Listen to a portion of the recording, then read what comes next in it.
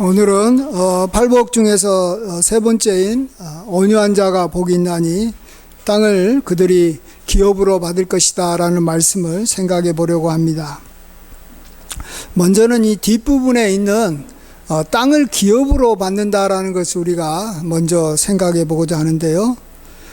또 여기서는 이제 땅보다는 먼저 이 기업을 좀 먼저 생각해 보고자 합니다. 기업이라는 것은 이 조상 대대로부터 물려받은 그러한 재산이나 또 이런 여기 사업 같은 것을 기업이라고 말합니다. 성경도 비슷한데 성경에서도 기업이라는 것은 하나님께서 그와 그의 이 후손에게 영원히 주신 것을 기업이라고 말합니다. 모든 만물이 하나님의 것인데 그러한 것들 중에서 일부를 우리에게 잠시 동안 이렇게 빌려준 게 아니라 기간을 정하지 않고 계속해서 사용하도록 그와 그의 후손에게 이게 주신 것을 성경에서는 기업이다라고 말합니다. 이런 기업으로 이스라엘 사람들은 그냥 땅을 그냥 기업이다라고 생각을 했습니다. 왜냐하면 성경에서 하나님께서 이스라엘 백성들에게 가나안 땅을 주시면서 그 땅이 기업이다라고 했습니다. 그 말은 뭐냐면 너와 내 후손에게 영원히 주겠다라고 약속했다라는 것입니다. 그러한 이 기업이다, 땅이 기업이다라는 것을 유지하기 위해서 만든 제도가 여기 희년 제도입니다. 희년이라는 것은 이 7년마다 오는 그 안식일이 7번째 오는 49년째 될 때는 이제 희년을 맞이하는데, 희년에는 이전에 자기 지파에게 속했던 그러한 땅을, 또 자기 가족에게 속했던 땅을 다 그때는 이 무상으로 그냥 이 반환받을 수 있는 그러한 제도인 것입니다. 그래서 자기가 이제 돈이 필요해 가지고 자기 땅을 이렇게 남한테 팔 수는 있습니다. 그러면 자기 땅이 아니죠, 그때는. 그렇지만 다시 희년이 되게 되면 그 땅을 다시 돌려받을 수가 있는 것이죠. 그래서 이스라엘 백성들은 땅이다 라고 하면 우리하고는 개념이 다르죠. 이건 영원히 나와 내 가족에게, 우리 족속에게 주신 것이다, 이런 개념이 있는 것이죠. 이제 우리들은 이제 이런 이 기업이다라는 것이 우리들에게는 참 사실은 여기 생소하기도 합니다. 그렇지만은 사람들 마음속에는 다 누구나 다 자기가 현재 갖고 있는 재산이라든지 뭐 명예라든지 또 뭐 어떤 그 사람과의 관계라든지 이런 모든 것들이 다 영원히 지속되기를 원하는 마음이 사람들에게는 다 있습니다. 특별히 이렇게 사업을 시작하는 사람들, 그게 전문직이든 뭐 그냥 일반적인 사업이든 사업을 시작하는 사람들은 그 사업이 이렇게 번성하고 계속해서 그 사업체를 운영하기를 원하죠. 어떤 이 사장님 치고 자기가 이렇게 개업을 했는데 얼마 못 가서 이렇게 이 폐업하는 그러한 일을 원하는 그러한 사장님은 한 사람도 없습니다. 가능하면 자기가 이렇게 건강이 허락될 때까지 일을 하고 또 그것을 자기의 이 후손들에게까지 이렇게 물려주는 그러한 사업을 하기를 다 원하지 않습니까? 일본에서는 그래서 오래된 이 가업들이 많습니다. 그래서 기업이 이어지는 것을, 이제 가족들에게 이어지는 것을 가업이라고 하지 않습니까? 하나 예를 들면 이치와라는 그러한 떡집이 있는데 그 떡집은 교토에서 1000년 넘게 지금 이미 25대 이상이 그 가업을 계승하고 있다고 합니다. 대단하죠. 우리나라에서는 대표적인 가업으로는 두산그룹이 있다고 합니다. 1896년에 박승직 여기 상점에서부터 시작해서 현재까지 이렇게 4대째로 이어지고 있는 대기업인데 이렇게 참 이렇게 100여 년 넘게 기업이 이어지고 있습니다. 또 1897년에 설립된 제약회사인 동아약품도 가스 활명수로 유명한데 100년 넘게 계속 가업으로 이어지고 있습니다. 오늘 우리는 이 사도 바울을 통해서 온유한 자가 복이 있나니 그들이 땅을 기업으로 받을 것이다 라는 말씀을 생각해 보고자 합니다. 자, 그러면 이제 사도 바울이 온유하다고 할 때 그가 기업으로 받은 땅은 무엇일까요? 사도 바울은 농사꾼이 아니기 때문에 땅이 필요 없습니다. 또 땅을 이렇게 투기해 가지고 돈 벌려고 하는 사람도 아닙니다. 사도 바울에게 있어서의 기업이 돼야 되는 것은 바로 그가 부르심을 받은 대로 여러 교회들이 그의 땅이 될 수 있습니다. 그래서 그 땅이 자기에게 영원한 기업으로 이렇게 계속 하나님께서 이렇게 남도록 허락해 주시는 복을 말할 것입니다. 그는 정말 그가 개척했던 교회들을 그가 평생 죽을 때까지 돌볼 수 있었습니다. 그게 바로 교회를 기업으로 받았다라는 거 아니겠습니까? 그리고 그가 이제 여러 교회를 이렇게 개척하다 보니까 그들과 함께 같이 지낼 수 없었을 때는 서신으로 그 교회들을 계속해서 돌볼 수 있었고 또 자기가 이렇게 세운 그러한 동역자를 통해서 여러 교회들을 계속해서 돌볼 수가 있었습니다. 그래서 교회와 개인에게 보낸 이렇게 13권의 바울의 서신이 바로 그런 교회를 기업으로 받았다라는 것을 보여주는 하나의 증거가 되는 것입니다. 바울은 결혼하지 않아서 육신의 자녀는 없었지만 그에게는 아들이라고 부른 영적 아들들이 많이 있었습니다. 그래서 그들에게 교회를 나중에는 맡기는 것을 보게 됩니다. 디모데에게는 에베소와 고린도, 또 빌립보, 데살로니가 교회를 돌보게 했고, 또 디도라는 아들에게는 그레데 교회를 맡겼고, 또 바울이 로마에서 두 번째 투옥땡에 있을 때는 마지막 때는 그를 달마디아라고 현재 발칸반도 쪽에 그를 이렇게 보내는 것을 보게 됩니다.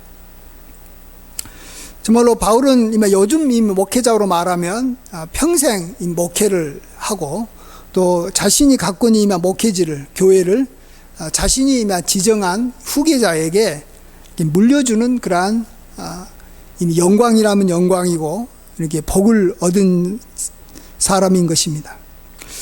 저도 바울처럼 온유한 자가 돼서 참 교회를 하나님께서 기업으로 주셨으면 좋겠다 이런 생각을 합니다. 그래서 온유한 목회자는 쫓겨날 수는 있어도 다시 쫓겨나더라도 하나님께서 그에게 사람을 계속해서 붙여주셔가지고 교회를 이렇게 은퇴할 때까지 계속 목회할 수 있도록 해주시는 것이죠. 여러분에게도 한번 생각해 보십시오. 내가 하나님으로부터 참으로 이 기업으로 받고 싶은 것이 무엇인가? 아마 누구에게나 여러분 소중한 이 가족이라는 게 있습니다. 태어나면서 자연스럽게 갖게 된 가족이 있고 또 결혼해서 새롭게 얻게 된 가족이 있습니다. 그럴 때 하나님께서 가족을 우리에게 땅처럼 이스라엘 사람들에게는 이제 땅과 같은 것으로 우리에게 기업으로 주셔야 되기를 우리가 누구나 다 소망합니다. 그건 당연하다고 생각하지만 그렇지 않습니다.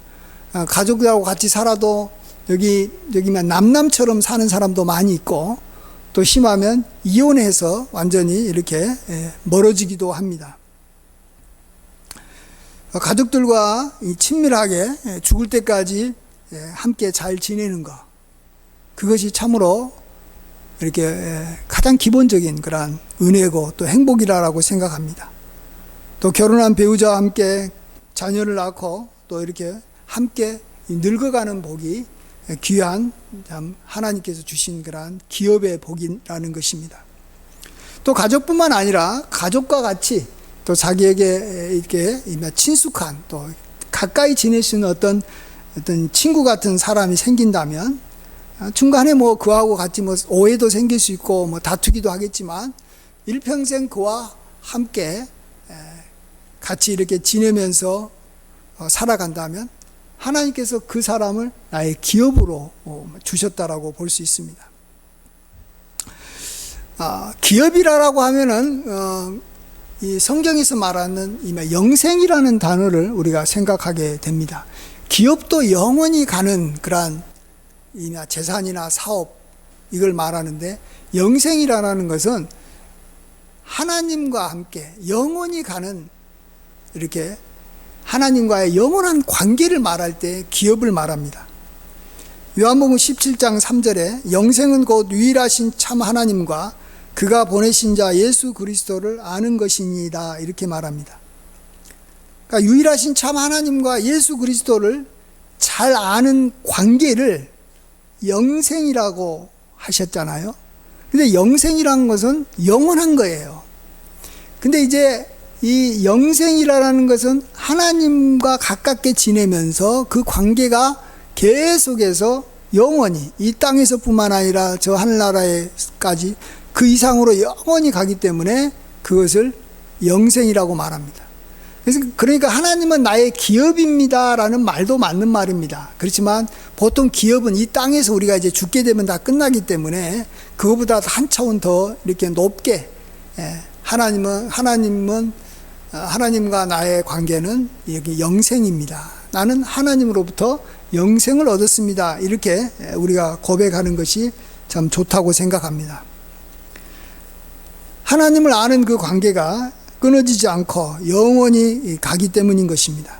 요한복음 10장 28절에 내가 그들에게 영생을 주노니 영원히 멸망하지 아니할 것이요 또 그들을 내 손에서 빼앗을 자가 없느니라. 예. 기업의 소중함을 또 보여주는 이 비유가 누가복음 15장에 보시면 잃어버린 드라크마, 또 잃어버린 양, 또 잃어버린 아들 비유라고 생각이 됩니다. 목자에게 양 100마리가 있어도 그 중에 만일 한 마리라도 잃어버린다면 지금 함께 있는 99마리는 들에다 두고 잃은 양 한 마리를 찾아내기까지 찾도록 열심히 노력하는 것입니다. 그만큼 이 기업으로 남는 것이 굉장히 중요하다는 것을 보여주는 것입니다. 영원히 하나님께서 자기에게 주신 것을 자기가 이렇게 처분하거나 또 그가 이렇게 죽거나 할 때까지는 계속해서 내가 그를 이렇게 양육하고 지키고 함께 지내는 것이죠. 또 이미 10드라크마 비유도 한 드라크마를 잃어버렸어요. 한 드라크마는 요즘에 여기 10만 원 정도 하는데 소중하잖아요. 10만 원이 갑자기 어디로 가버린 거예요. 잊어버린 거예요. 그럼 어떻게 합니까?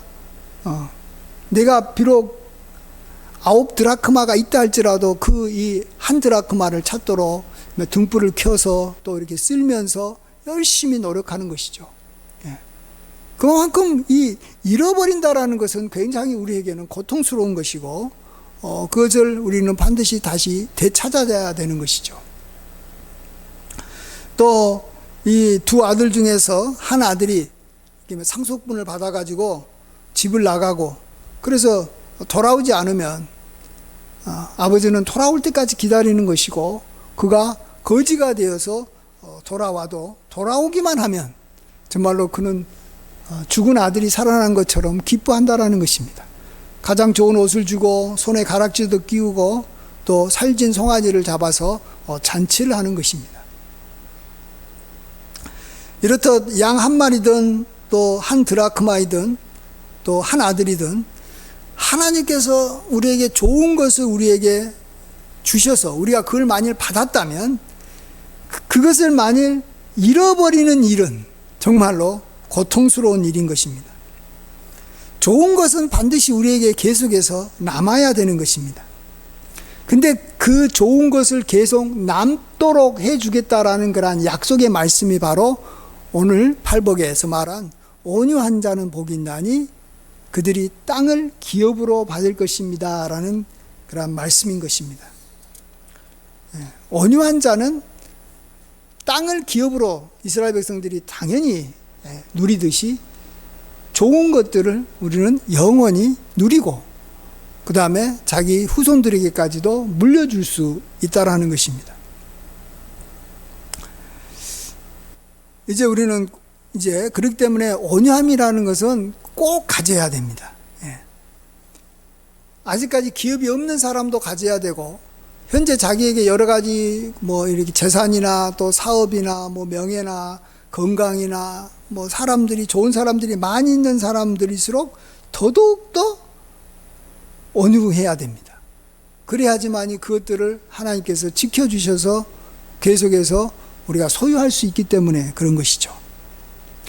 근데 이 온유함이라는 것이 왜 그렇게까지 예수님께서 강조하셔서 우리에게 참으로 땅을 기업으로 받게 하는 그러한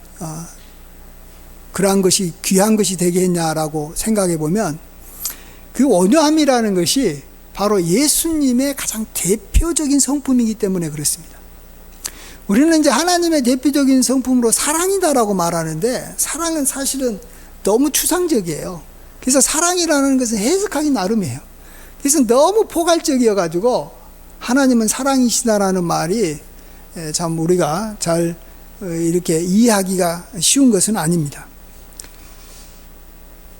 그렇기 때문에 예수님은 분명히 자기 자신을 표현할 때 뭐라고 표현했냐 그러면, 나는 온유하고 겸손하니, 이렇게 표현합니다. 나는 여러 가지가 나를 보여주는 그러한 성품이 있지만, 나에게 대표적인 것은 첫 번째는 온유함이고 또 겸손이다라는 겁니다. 그렇기 때문에 너희도 내 멍에를 메고 내게 와서 나의 온유를 좀 배워라라는 것입니다.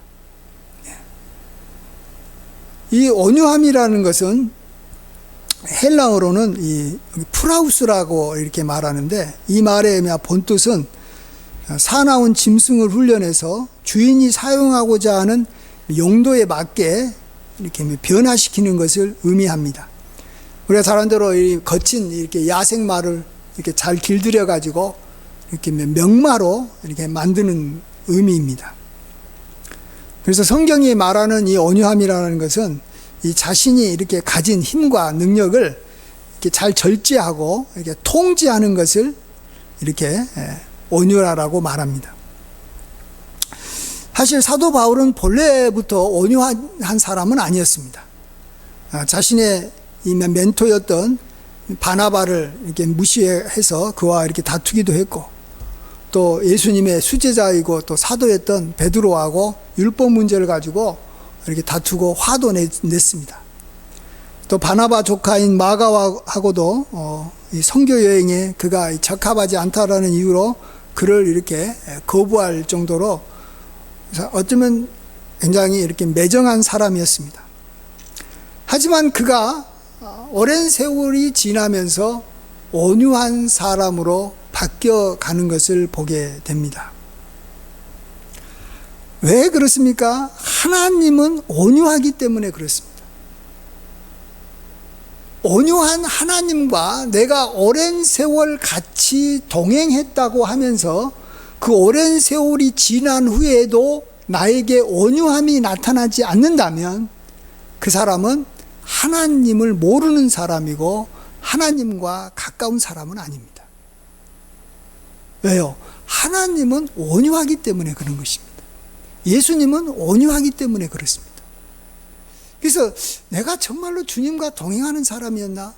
처음에는 사도 바울처럼 우리도 난폭하고 자기 성질대로 자기가 이렇게 절제하지 못하는 삶을 살 수도 있지만, 그래서 하나님을 믿고 오랫동안 예수님과 같이 동행했다고 한다면 우리에게는 온유함이 나타나야만 하는 것입니다.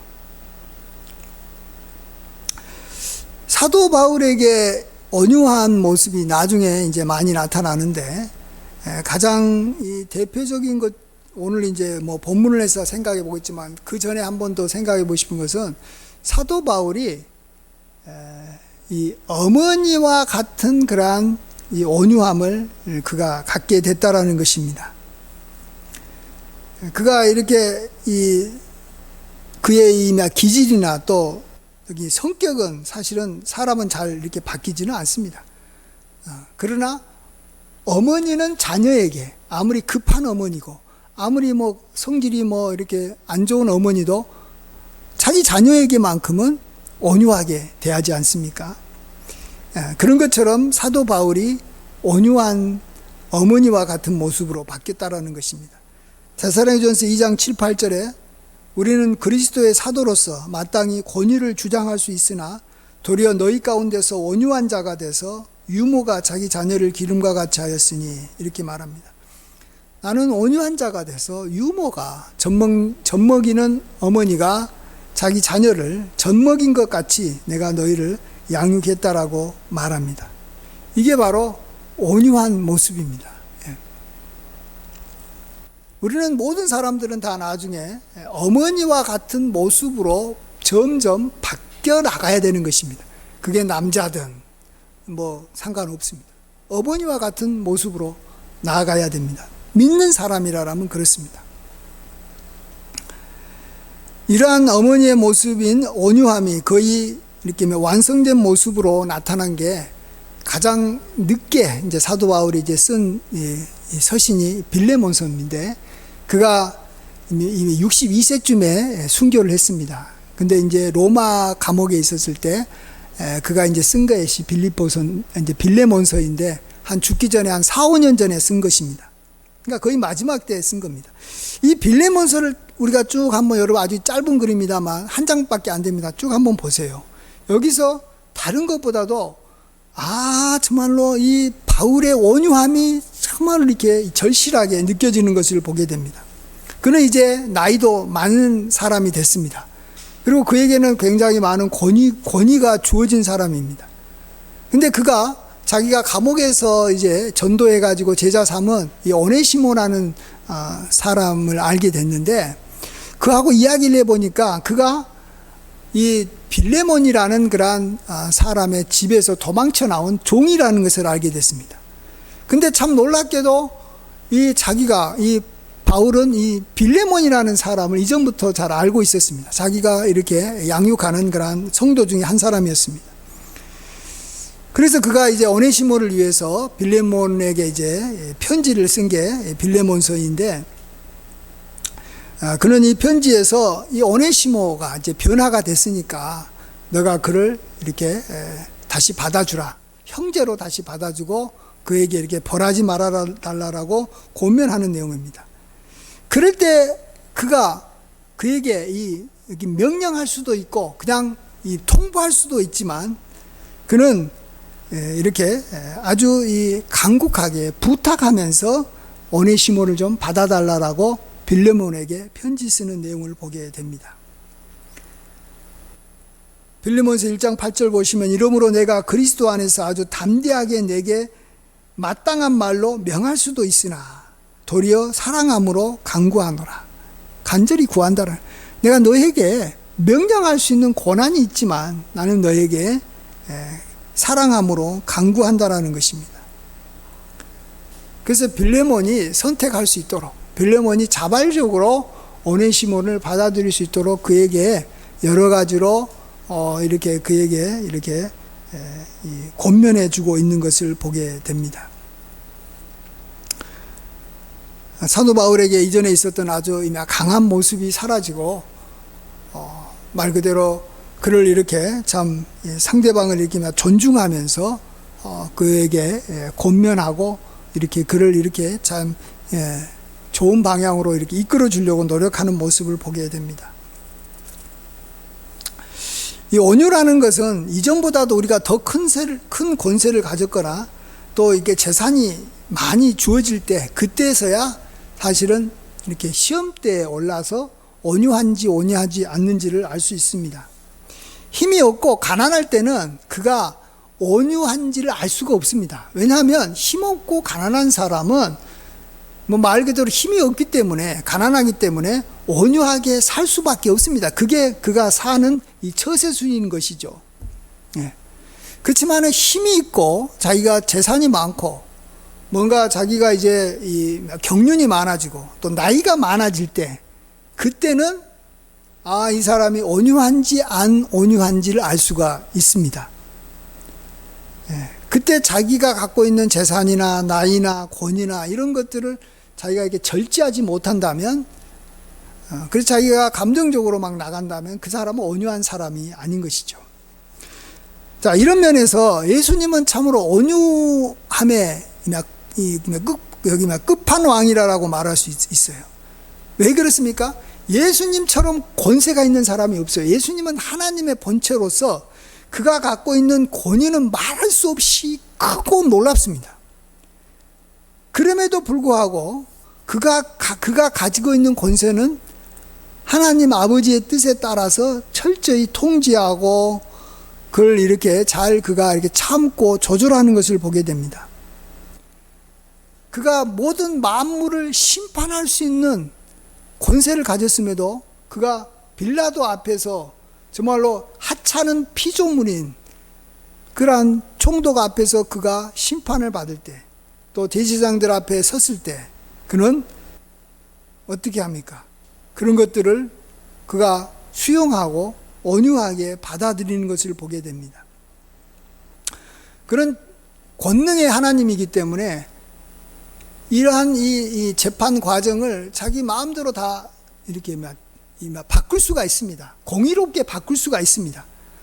그런 12군단이나 더 되는 이 천사에게 명령하면 바로 자기의 명령에 순종해서 이렇게 모든 것을 바꿀 수 있는 그런 권위가 있었고 힘이 있지만 예수님은 그렇지 않았습니다. 욕을 당하되 맞대어 욕하지 아니하고 고난을 받으시되 위협하지 않았습니다. 왜 그랬습니까? 그가 힘이 없어서는 아니죠. 아버지의 뜻에 맞추어서 살려고 했기 때문에 자신이 십자가에서 피를 흘려야지만이 모든 사람들에게 구원의 문을 열어주려고 하는 아버지의 뜻이 이루어질 수 있기 때문에 그 뜻에 맞추어서 자기는 온유하게 그러한 이 재판을 받은 것입니다. 우리로 하여금, 모든 인간으로 하여금 죄에 대하여 죽고 의에 대하여 살게 하시려는 아버지의 뜻을 성취하기 위해서 자기의 고난과 자기의 모든 그러한 권위를 다 내려놓은 것입니다. 바로 그렇습니다. 우리들도 뭔가 우리에게 권리와 어떤 권위를 내세우고 싶을 때마다 나는 온유하고 겸손하니 나의 멍에를 메고 내게 배우라라는 그러한 예수님을 바라봐야 됩니다. 여기서 멍에를 메면서까지도 배워야 되는 것, 한마디로 많은 대가를 지불하더라도 꼭 배워야 한다. 그게 바로 온유라는 거예요. 우리에게 정말로 소중한 것은 학원비가 많이 들고 그 훈련비가 많이 들어도 반드시 그것을 우리 것으로 만들어야 됩니다. 그래야지만 그가 그걸 가지고 나중에 이렇게 좋은 일을 많이 할 수도 있고 그가 이렇게 참 풍성하게 살 수 있기 때문에 그렇지 않습니까? 그런 것처럼 우리는 꼭 온유함을 우리는 어떠한 대가를 지불해서라도 우리의 것으로 만들어야 됩니다. 그런 것 중에 반드시 그렇게 해야 될 이유 중에 하나는 지금 현재 하나님께서 우리에게 주신 기업이 참으로 아름답기 때문에 그렇습니다.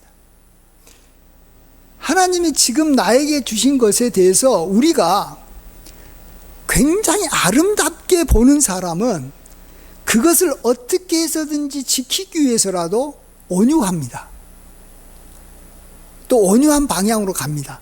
그러나 현재 자기 상황이 만족스럽지 못하고 더럽고 여기서 벗어나고 싶고 참 이것은 아니고 더 좋은 것이 나에게는 반드시 주어져야 된다고 생각하는 사람은 결코 온유하지 않습니다.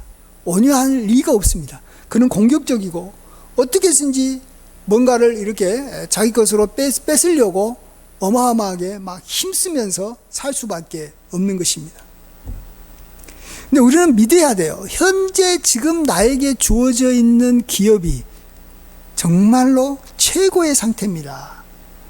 물론 지금 상태보다 더 좋은 것이 나한테 주어질 수는 있지만 그래도 나에게는 가장 최고의 상태입니다라고 고백해야 됩니다. 시편 16편 5절 6절 여호와는 나의 산업과 나의 잔의 소득이시니 나의 분깃을 지키시나이다. 내게 줄로 재어준 구역은 아름다운 곳에 있으며 나의 기업이 실로 아름답도다. 하나님께서 딱 줄로 지어가지고 너한테는 이만큼이 너한테는 최고로 좋은 거니까 이만큼만을 가져라는 거예요. 우리도 옷이 너무 커도 안 좋고 너무 작아도 안 좋습니다. 자기한테 적당히 해야 됩니다.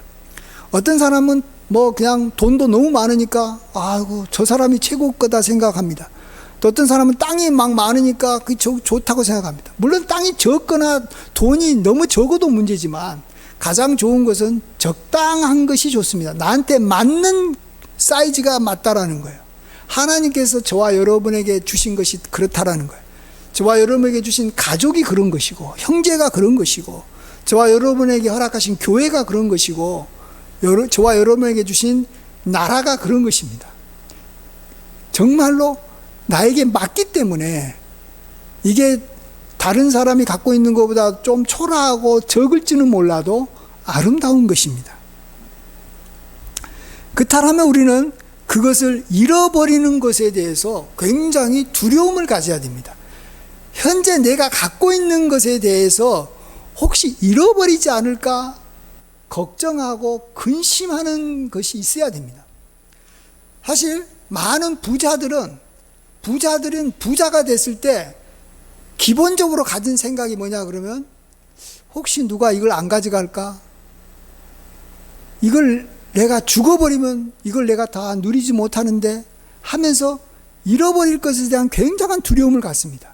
자기 남편으로 인해서 많은 것들을 누리게 된 부인은 혹시 자기 남편이 건강을 잃어서 죽지 않을까 걱정합니다. 왜요? 자기에게 주어진 기업이 아름답기 때문에 그런 것입니다. 비록 나는 다른 사람처럼 부자가 아니고 나는 다른 사람처럼 이렇게 가족들이 이렇게 멋져 보이지 않아도 혹시 이런 걸 잃어버리면 어떡할까라고 걱정할 만큼 우리는 기업들을 나에게 하나님께서 현재 주신 것들을 아름답게 볼 줄 알아야 됩니다. 그것이 우리 교회도 그렇고 우리 나라도 그렇고 자기가 다니는 어떤 기업도 그렇고 학교도 그렇고 내가 사는 지역도 그렇고 하나님 이것을 하나님께서 뺏어가시면 안 됩니다. 할 만큼 아름답게 봐야 된다라는 거예요. 여러분이 그렇게 보지 않으면 이제 온유함은 절대 우리에게 나타나지 않을 뿐만 아니라 하나님께서 그게 얼마나 너에게 소중한 것을 우리에게 가르치기 위해서라도 현재 갖고 있는 것을 하나님께서는 잃어버리게 하십니다. 내가 원하는 것을 주기는커녕 내가 별 볼 일 없다라고 생각하는 이 현재 나의 소유도 하나님께서 가져가 버리는 것입니다. 그렇게 되면 우리는 잃었을 때야 그게 진짜 소중했구나.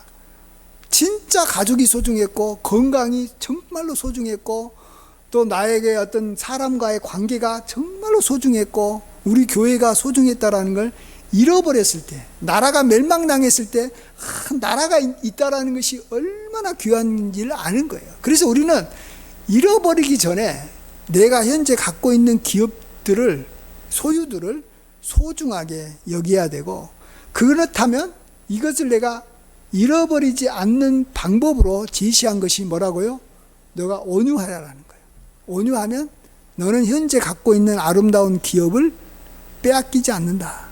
그것들을 영원히 너가 기업으로, 여기서 기업이라는 것은 이렇게 조상 대대로 이렇게 물려받아서 또 물려줄 수 있는 그러한 기업으로 하나님께서 보장해 주시겠다라는 것입니다. 혹시 여러분이 자기가 원하는 것을 하나님께서 안 주시는 이유가 혹시 뭔지를 아세요? 나는 더 많은 돈을 원하고 더 많은 건강을 원하고 더 많은 권세를 원하고 더 많은 뭔가 어떤 능력을 원하는데 왜 하나님께서 안 주시는 줄 아세요? 그것을 주게 되면 나는 함부로 그걸 가지고 권세를 부리고 자랑하고 그걸 가지고 내가 이렇게 절제 못하게 살아가므로 내가 좋았던 것을 잃어버릴 수 있기 때문에 그런 것입니다. 여러분, 앞으로 잃어버릴 것을 얻는다라는 것은 굉장한 고통입니다.